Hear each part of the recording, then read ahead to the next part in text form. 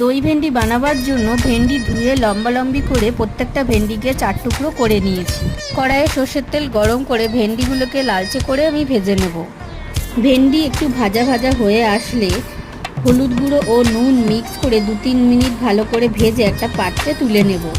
ঘরে পাতা টক দই ফেটিয়ে নিয়ে কড়াইয়ের গরম সর্ষের তেলের মধ্যে কালো জিরে, কাঁচা লঙ্কা, আদা ও রসুন কুচি ফোড়ন দিয়ে কয়েক মিনিট সওতে করে নেব। ফোটানো টক দই ও 1 চামচ পরিমাণ বেসনের ঘোল দিয়ে কন্টিনিউয়াসলি নাড়তে হবে যাতে নিচে না লেগে যায়।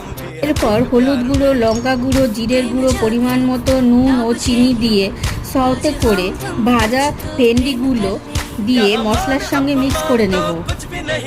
এরপর সামান্য হিং ও জল অ্যাড করে মশলা ভেন্ডির সঙ্গে মিক্স করে কড়াই ঢাকা দিয়ে কিছুক্ষণ কুক করুন এবং ধনেপাতা কুচি ছড়িয়ে নেড়ে চেড়ে গরম গরম ভাত বা রুটির সঙ্গে পরিবেশন করুন দই ভেন্ডি।